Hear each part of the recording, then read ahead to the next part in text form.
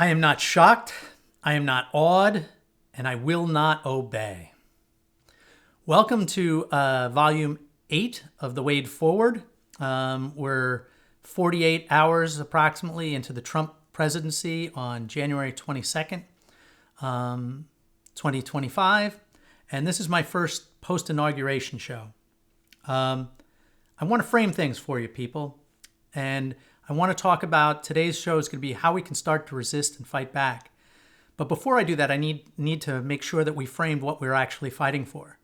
I see again and again, and Ruth Ben-Ghiat even said, oh, we're fighting to protect democracy. No, we're not. We don't live in a democracy any longer. We're not fighting to defend democracy. We're fighting to overthrow a dictatorship.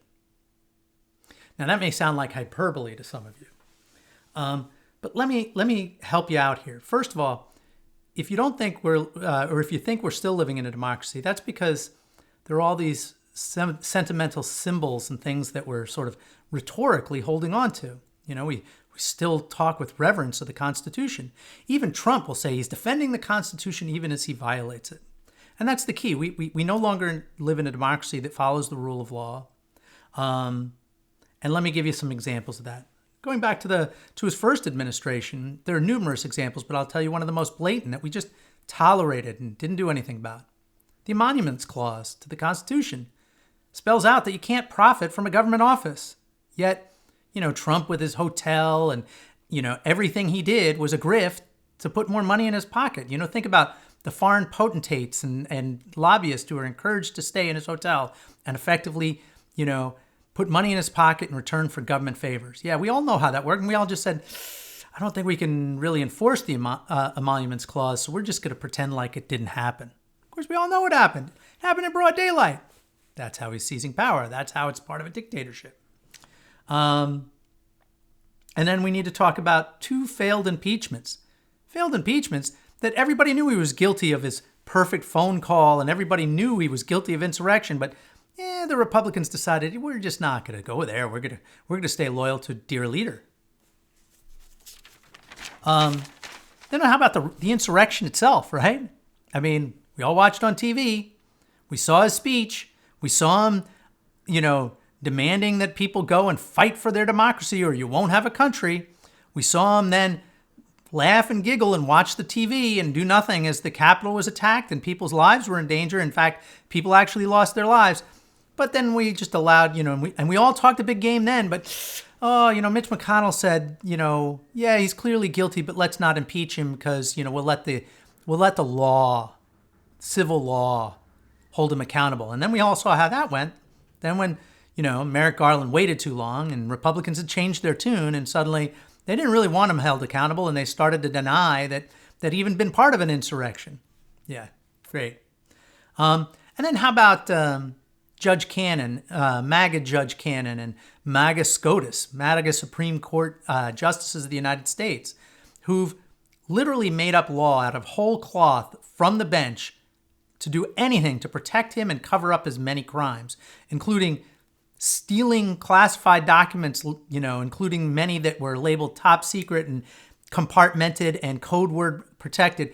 He went and stole those documents, planning, as we now know, to profit from them, and then led an elaborate conspiracy to deny he had them and hide them from the U.S. government when he was asked to return them. Okay, yeah, there you go, dictatorship, because he's not held accountable. And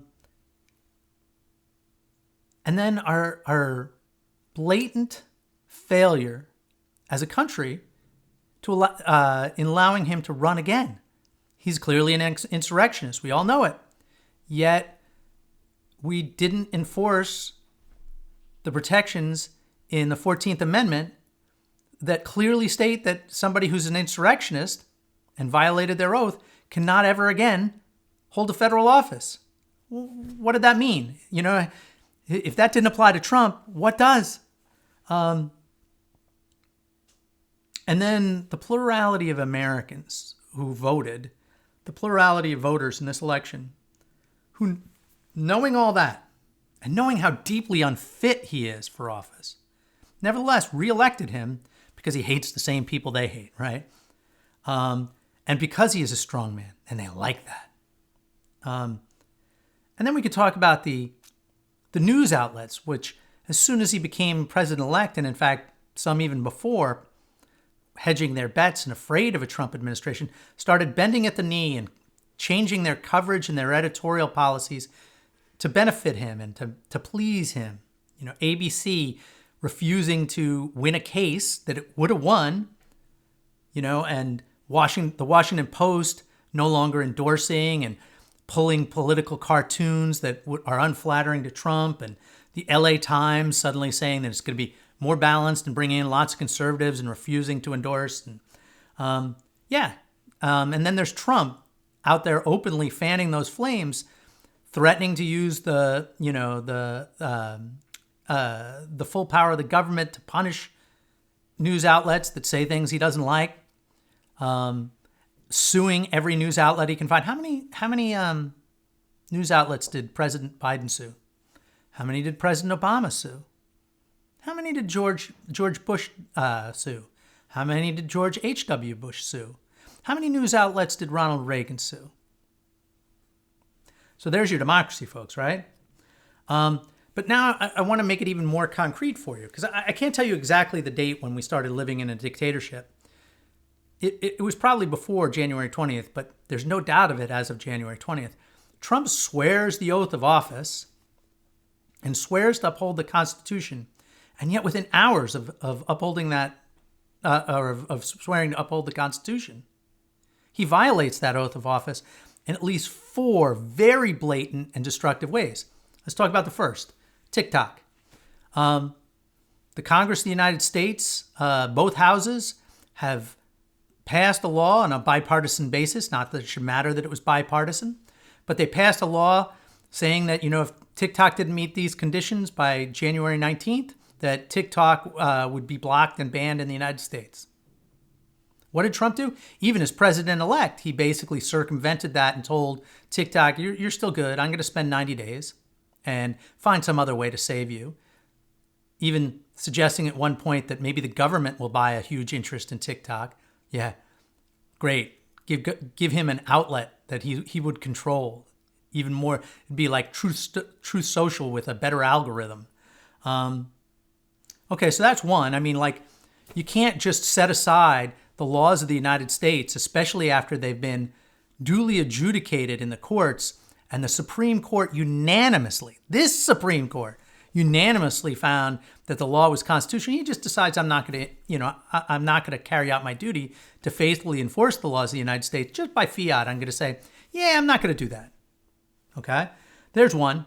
How about the pardons themselves? The pardons of the most violent, despicable insurrectionists imaginable, whole scale. And remember Pam Bondi saying, telling her confirmation hearing that she would review these one by one.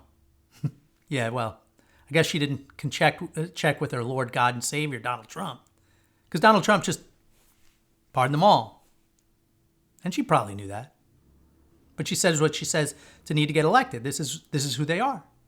And then, our newly inaugurated Vice President of the United States says a few days before taking the oath that, of course we won't pardon people who attacked police officers. That's just common sense.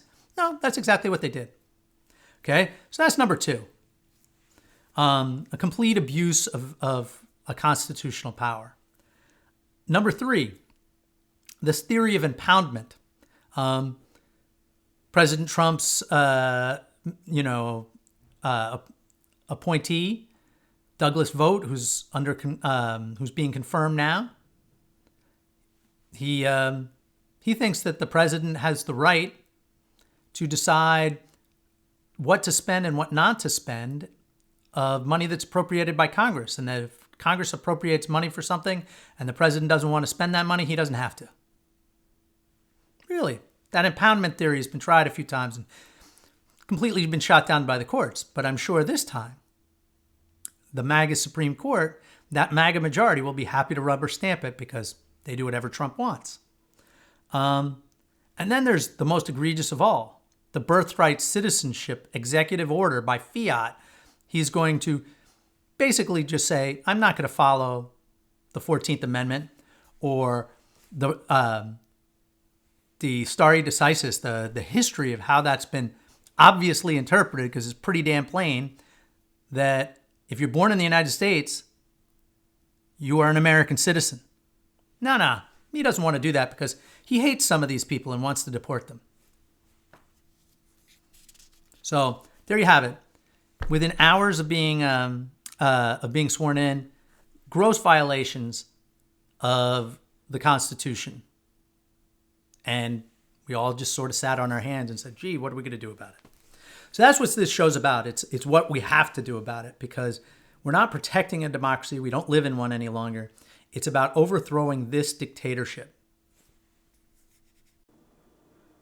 Let me put it to you this way. A friend of mine who is very committed, white guy, white straight male, can totally pass as a Trumpist if he wanted to. And he said, am I better off just sort of infiltrating Trump groups or what do I do? He said. And I thought about it, and it was a good question because, there are going to be big things to do soon. One would imagine, and there are going to be leaders that are going to sketch out actual tactics and strategies. But you wonder, what do I do now? Right? And it is important to act immediately now.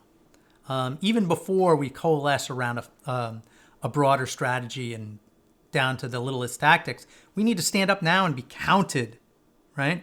So what I told him is, I said, you've got to be outspoken and vocal, and you have to do it in those spaces where it's unpleasant, with the relatives, with the coworkers, in your workplace, on your social media feed, and especially with those people who are really complicit, who are just saying, well, I don't really like Trumpism, but I don't want to talk politics. That kind of complicity, I don't want to talk politics, in the face of a dictatorship, is being complicit, is de facto supporting the dictatorship. So we can't allow that. We have to tell these people that we do not obey, and we need to tell them why. And we need to make it clear to them that their fascism or their complicity in the face of fascism is unacceptable. And let me be clear. I'm walking my own talk. I'm preparing for civil disobedience. When this executive order goes into effect, and the president has directed that all agencies implement this strict binary version of gender that's based on biological sex, including in the use of bathrooms. When I go to VA and they block me, I'm going to keep using the female restroom. I'm going to travel abroad in March, and I'm going to use my passport that says female on it, because that's who I am. And I will not follow unjust laws. And I will continue to be vocal and outspoken. I want to say this has a cost to me. Right now I'm unemployed. This makes me far less employable, right? But I will not be silenced. I will not obey, and I will do what's right. But let me give you an even better example of the kind of things you have to do that are going to make you uncomfortable. Talking, of course, about Bishop Marianne Buddy, who yesterday read out Donald Trump from the altar, and that's not even fair. She didn't read him out. She just begged him to show compassion and reminded him that he's struck fear in the hearts of LGBTQ people and immigrants of all stripes. And for that, she's been attacked, not surprisingly. There's a member of Congress, Mr. Collins from Georgia, has said she should be deported. Kind of interesting. I don't know where they deported her to. She was born in New Jersey.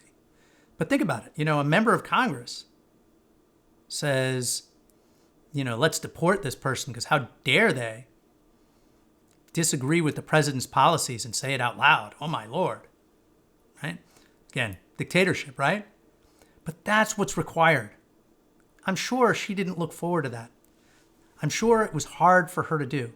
And she will face enormous blowback that may even threaten her life, given the dangerous, violent insurrectionists Trump has just pardoned, and the way that's going to motivate more pro-Trump vigilantism. She has to be concerned for her life. But she did it. She did it because it was the right thing to do. And, on a smaller scale, because none of us are going to have the platform of giving a televised sermon in front of the President of the United States, but to the extent that we're in those situations, when we are faced right in front of us the ugly sides of this dictatorship, we have to speak out, even when it's unpopular, even when it, may make us feel like it's threatening our jobs. That's what's required. So that's really the meat of the episode is talking about what's required and the kind of, profiles and courage we now need to start exhibiting. But I want to shift gears here for a minute, and I want to speak specifically about Trump's executive order on transgender people and gender nonconforming people. Notice I said gender nonconforming. And I'm going to do an episode soon, and I'll just talk about this a little bit. But I'm going to do a whole episode on this called Don't Call Me Trans. I'm going to make a case that that the LGBTQ community start using the word gender nonconforming, or GNC, in place of trans, and that we use that rather exclusively. And I'm going to do that. I think we need to do that for two reasons. First of all, it's far more inclusive and makes the tent bigger. Not only does it include intersex people who may not conform to gender stereotypes, and those that are gender fluid or non-binary. It not only includes them, but I think people will come to see that and it'll make it a bigger tent. And it can even include, cisgendered people who, can theoretically identify with the sex with which they were defined at birth, but who don't match gender roles or gender expectations. The lesbian woman who keeps her hair short and wears athletic clothing, and looks to some Trumpist too androgynous to be in the women's room, right? These are all people who are gender nonconforming, and that's kind of the whole thing. And I do want to frame it that way, because what we need to understand is that what Trump and these fascists are doing, and they're ideologically committed to this. These people who say, oh, that's just red meat for the base and it's a distraction. Even Sarah McBride said it's a distraction. This is not a distraction. This is who they are, and this is crucial to their worldview, which is to dominate others and to enforce their view on the world and to erase anybody who doesn't conform to their standards, and to create a hierarchical system where white Protestant Christians are above all, right? And that is a very gendered order of the world. It's a very patriarchal order of the world. And so we need to really focus people's attention on how un-American it is that they want to enforce how you should walk, talk, and act in the world. And I think saying gender nonconforming is not only more inclusive, but it really, really gets at the heart of the issue in a way that the average American cannot start to understand. The word transgender is a little loaded, and it only refers to one segment of the population. No, let's talk about gender nonconformity. And if you don't believe me that this is about control, I'd like to read you two things from the Trump executive order. The first is Section 3B. It says, each agency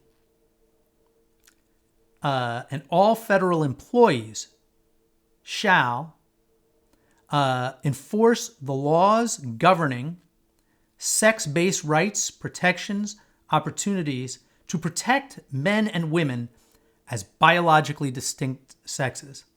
So I'll just highlight again. Each agency and all federal employees shall enforce distinct sexes, right? So, there you get to the dictatorial part about it. Like, they're going to tell you how you can walk, talk, where you can be, what you can dress as, how you can be referred to. And, it is true. And I've even said it, we're not going to listen to this because an executive order is maybe a little more than a presidential wish, right? But they mean business. And I will say right from the executive order, Section 6, I now want to read you, which reads, within 30 days of the date of this order, the Assistant to the President for Legislative Affairs shall present to the President proposed bill text to codify the definitions in this order. So he's going to give this to his Republican Congress to rubber stamp and make the law of the land. And we can challenge it in the courts, and I'm sure we will. But what do you think the MAGA extremists, including 3 that are clearly insurrectionist and, two others who are more than willing to go along with the insurrectionists on a lot of issues. What do you think they're going to make of this? They've already tipped their hand. So, it's about control. All right, so I'll finish up there, and I'll say it's not hopeless. I think Trump's horrible orders, most of them are going to go into law in this session. But remember, like the Defense of Marriage Act was the law of the land for many years. And we won't defeat this in the courts, but we will defeat this. And towards that end, I'll give you a couple of specific actions. But remember, the big one is to prepare yourself and to start at every sort of teachable moment, even when it's uncomfortable, even when it's unpleasant, even when it will come at a cost to you and your relationships. It's your obligation to speak truth to people and to make sure that the MAGAs in your life know you see them for what they are and you call them out on it and you're clear. That's going to be hard, but we all need to do it again and again and again. There'll be bigger actions later, but this is the most important. Next, I'm going to repost about the family in Altadena that I'm supporting. If you're still looking for ways to donate, they could still use more funds. They lost their entire house and almost every possession they had, and so did my friend who was keeping some of her, furniture items there. And so I'll repost that if you're looking for a way to donate to a really deserving family who lost their home in the fires. Next, please, it's at the front of this, and I'll put it in the comments so you can download it. Use the logos I'm giving you, especially about Brian Sicknick's mom and Brian Sicknick, and never forgetting about this insurrection. They're trying to destroy all evidence of it, and history will remember, but we need to make sure that everybody remembers. That's part of what I was saying, about making sure the Trumpists know that you see them and that you're calling them out on it. Put it on your social media profile. Make it like I did on my social media. That's the picture that comes up. We all need to do that. So please, it'll be in the comments. Use it. And last, I'm going to throw this out here again. If Trump is said that he's coming to Southern California on Friday to view the destruction and the wildfires. It's going to create a real complicated situation for elected officials. And I want you to buoy up one who's already looking like he's folding. Brad Sherman represents both the Pacific Palisades and Malibu that were so badly hit in the Palisades fire. And yet, he's had a very low profile fighting for the resources that the people of that district need desperately. And when he was approached by the press and asked about Republican plans to make federal disaster relief contingent upon concessions and policy things that the Republicans would like to dictate, he said, well, I'd like it to be a clean bill, but, everybody in America wants to make sure the money is being spent wisely, or something to that effect. I'll put the link to the quote from the paper in the chat as well. But that's not acceptable. It's not acceptable for the person who has the greatest responsibility, perhaps in the federal government, to fight for that disaster relief, to cop to and start parroting, Trumpist talking points. Democrats have never tried to make disaster relief contingent upon anything. We support other Americans. That's the only tune we should be singing. That's what's in the hymnal. And if you want to call Brad Sherman like I did and tell him that, and maybe it'll help him get a backbone, because he needs to have one, especially on this. All right, that's it, folks. Thanks for listening. Bye now.